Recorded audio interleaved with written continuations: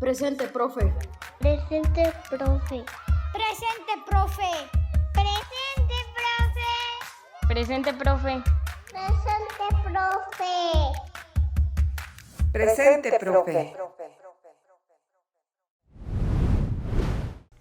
¿Qué tal, querida maestra, querido maestro? Mi nombre es Teresa Orozco y estoy muy contenta de estar aquí con ustedes. Agradezco la invitación de Mexicanos Primero para platicar un poco de un tema muy importante, un tema que me apasiona mucho, que es la literatura para niñas, niños y jóvenes. Bienvenidos a su podcast, Presente, profe. El día de hoy vamos a hablar de un tema muy importante que es el concepto de literatura para niñas, niños y jóvenes. Me gustaría, antes de abordar este tema, presentarles una producción académica, un libro titulado Miradas en torno a la literatura para niñas, niños y jóvenes. Es una edición del Centro Universitario de Ciencias Sociales y Humanidades, el CUCH, de la Universidad de Guadalajara. En este libro contiene 5 capítulos. El primero es dedicado a conceptualizar la literatura infantil y juvenil y la literatura para niñas, niños y jóvenes, el cual va a ser un tema que desarrolle un poco más adelante, y este capítulo es de mi autoría.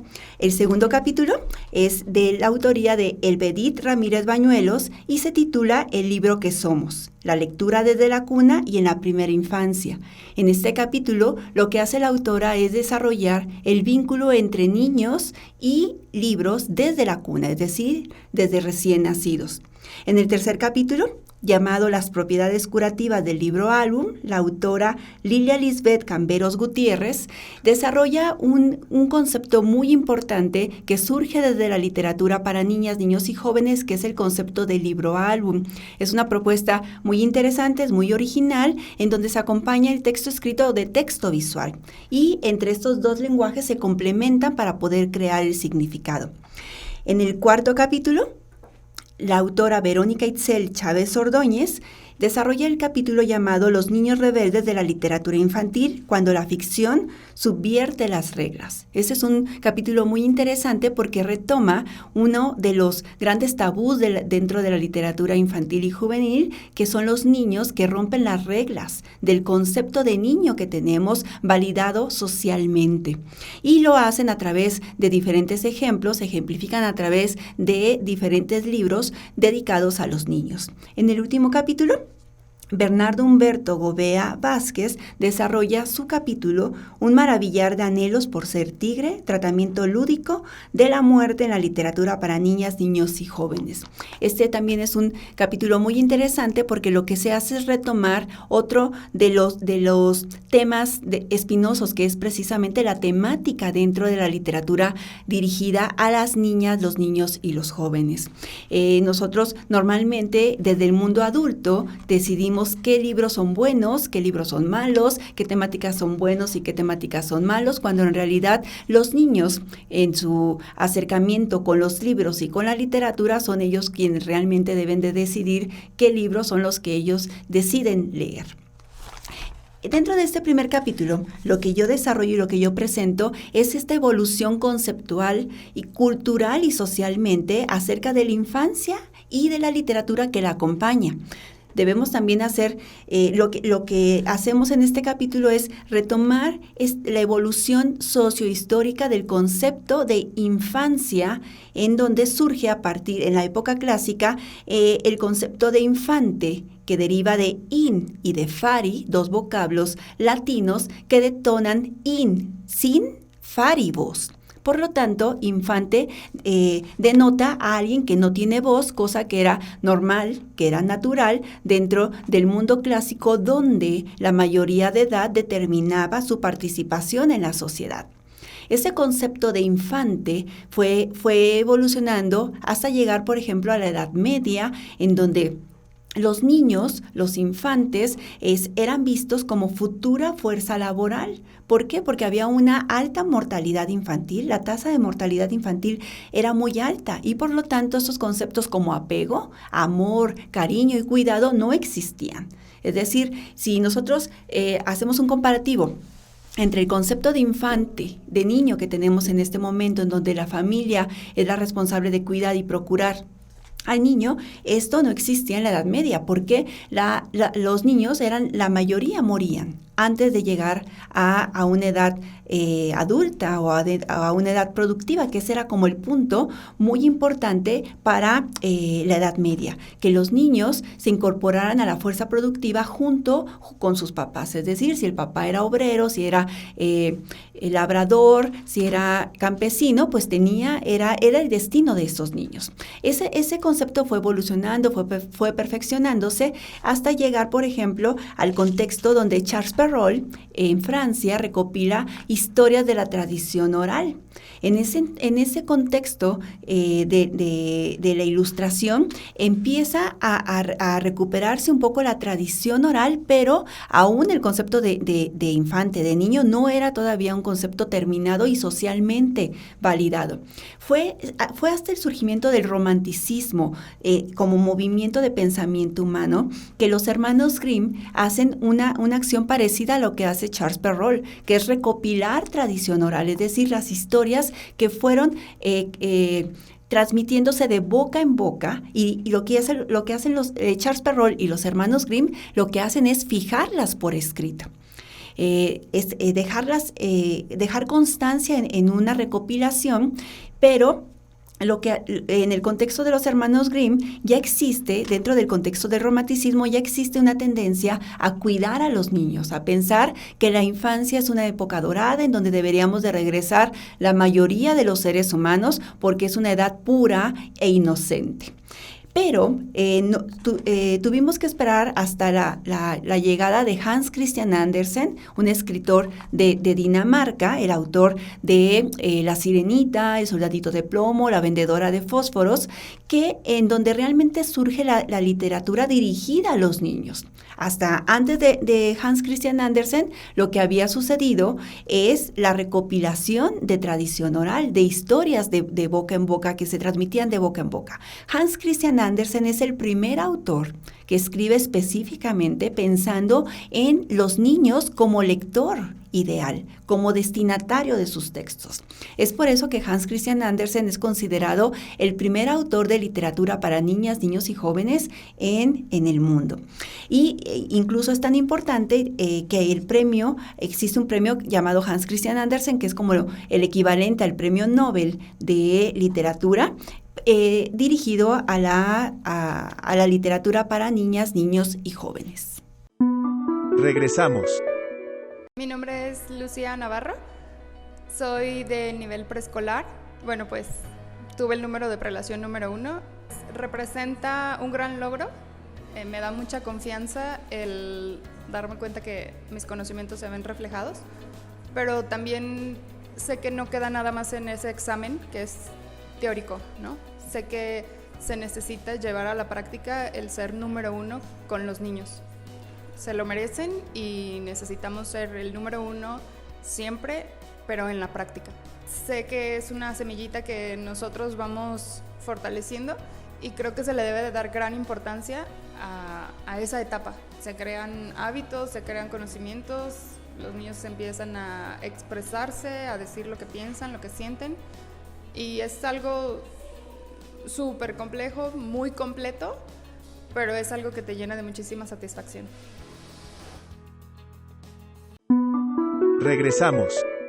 Regresamos con esta charla acerca de la literatura para niñas, niños y jóvenes. En esta segunda parte, recordemos que en la primera parte hablábamos un poquito del contexto sociohistórico, y en esta segunda parte me gustaría enfatizar la diferencia entre ese concepto histórico de literatura infantil y juvenil, el cual responde a estas iniciativas de Charles Perrault y de los hermanos Grimm y toda la riqueza de la tradición oral, pero que no eran textos específicamente escritos para niños. El rompeaguas viene con Hans Christian Andersen cuando escribe específicamente para niños, y por lo tanto surge la literatura infantil y juvenil en ese entonces. Pero también ese concepto de infante que va evolucionando a un comparativo con este momento. Cuando decimos que infante en la época clásica, de la antigüedad clásica, era aquel individuo, aquel sujeto que no tenía voz por Infari, ese concepto ya no aplica en este momento, porque las niñas y los niños en este momento tienen derechos y obligaciones y ellos lo saben. Y son tan importantes dentro de nuestra sociedad que incluso podemos revisar y repensar las relaciones que se dan al interior de una familia, en donde la familia va a comer a determinado lugar, aún a sabiendas de que no es una comida tan nutritiva, pero terminan yendo ahí porque el niño o la niña quiere ir a comer ahí.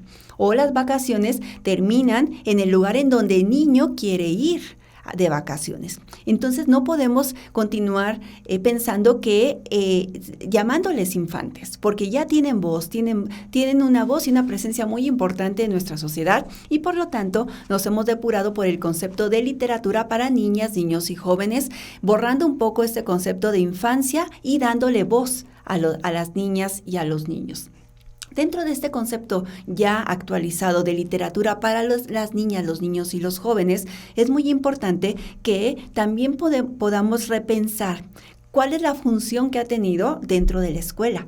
No siempre hay una diferencia y una división muy clara entre la lectura y la literatura para niñas, niños y jóvenes, y a veces es bueno y a veces es malo. Es decir, cuando nosotros pensamos en que la literatura es utilizada para algunos fines o objetivos muy específicos, didácticos de la escuela, pues ahí se desdibuja la intención literaria de un texto y se convierte en un texto didáctico que es aprovechado para poder abordar contenidos disciplinares del área de la lengua, de categorías gramaticales, de estructuras sintácticas, pero eso no tiene nada que ver con el concepto de lectura literaria. Nosotros tenemos que repensar la función de la literatura dentro de la escuela para poder encaminar los textos a la formación de lectores literarios. Si nosotros logramos y nuestros esfuerzos van encaminados a la formación de lectores literarios al interior de la escuela, este individuo, este niño, este estudiante, individuo en formación, va a ir seleccionando de manera individual e independiente lecturas que van correspondiendo con su propia individualidad y con su propia subjetividad. Si nosotros dejamos el rol de los textos literarios en el área de lengua, en el área de la promoción de la lectura nada más entendida como actividades en torno al texto y al libro, pero no pensando en la formación lectora que implica procesos de acercamiento y de entendimiento de la obra, no solamente en el nivel de comprensión, en el nivel de lectura de comprensión, que esa es la otra área de la lectura. Nosotros tenemos que pensar la literatura como un espacio, como una oportunidad para formar criterios, para poder motivar a la interpretación, motivar la imaginación, la creación de mundos alternos que va a posibilitar el desarrollo de la imaginación del niño, que perfectamente va a poder dividir entre la ficción de una historia y la posibilidad de mundos alternos para poder mejorar contextos sociales. Para nosotros es muy importante esta división entre la lectura utilitaria, la lectura con fines didácticos y la lectura literaria. Es un concepto que está definido, la lectura literaria, que se enmarca dentro de la educación, de la formación lectora. Es una tendencia que está dando actualmente la educación de poder darle su lugar específico y privilegiado. Y si nosotros tenemos la oportunidad, y yo sé que ustedes, maestras y maestros que nos están escuchando, tienen la oportunidad de poder privilegiar estos espacios dentro de su salón de clases para poder abrirles posibilidades. Otra maravilla de la literatura para niñas, niños y jóvenes es que es un instrumento y es un recurso que nos puede ayudar no solamente en la formación lectora de niñas y de niños, de cualquier edad.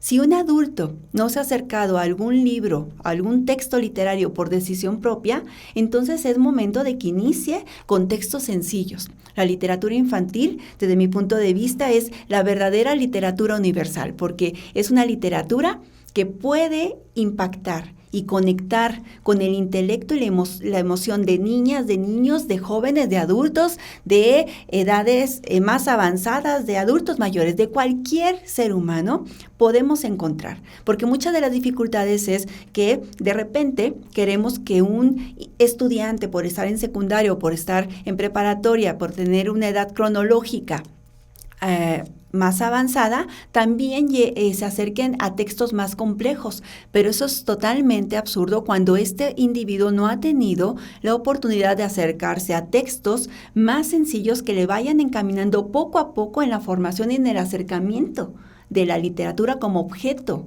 cultural. Es por eso que la literatura, los libros para niños, que muchas personas lo llaman de manera despectiva, los cuentitos, los libritos, encierran una maravilla y una riqueza muy grande y una gran oportunidad para que los adultos también se acerquen a la literatura sin importar su edad.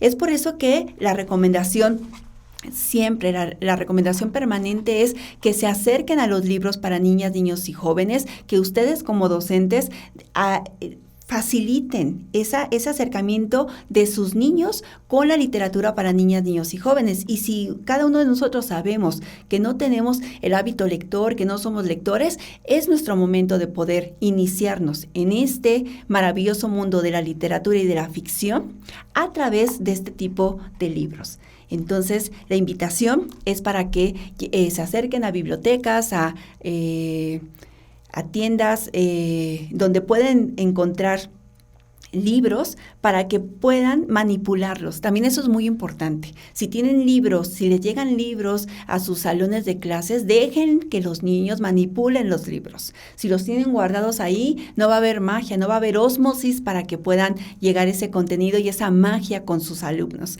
Dejen que los manipulen. Si los rompen, si los maltratan, es la mayor maravilla porque el niño se está apropiando de ellos. Así también lo vemos con los bebés. De los bebés de repente toman un libro como que si fuera un juguete. Y eso es el mismo nivel que debemos de conservar a lo largo de la formación, tanto educativa como lectora de cualquier individuo que pueda tener esa oportunidad. Y todos sabemos que la escuela es esa oportunidad para muchas niñas y para muchos niños, es la única oportunidad que tienen para poder acercarse, en este caso con la literatura. Así que maestros, lean y dejen leer a sus niños. Pues fue un placer platicar con ustedes este tema que me apasiona. Me gustaría continuar esta charla, me gustaría continuar que se convierta en un diálogo y para eso Mexicanos Primero ha habilitado 2 canales de comunicación. Uno es un teléfono, un canal de WhatsApp que es el 33 21 06 82 53 y otro es un correo electrónico. Es contacto@mpj.org.mx. A través de estos canales podríamos continuar si es que alguno de ustedes tiene alguna duda o si es que les gustaría que mayor información, Mexicanos Primero Jalisco pudiera contactarlos conmigo a mi correo para poder continuar con esta charla, que estaría encantada de poder continuarlas, de compartirles algunos materiales. Les recuerdo mi nombre es Teresa Orozco. Me estoy especializando en el área de la literatura, de la lectura y de la literatura para niñas, niños y jóvenes, y para mí es un placer compartir con ustedes porque de verdad siento la necesidad, siento la oportunidad que tiene la educación cuando maestros como ustedes trabajan aspectos tan importantes como es la literatura dentro de cada uno de sus salones de clases. Estoy segura que con este tipo de iniciativas lograremos impactar cada vez a más niñas, a más niños en bien de su formación más abierta, más creativa y con mayor imaginación. Muchas gracias a Mexicanos Primero por el espacio, muchas gracias a todos ustedes y estoy a sus órdenes.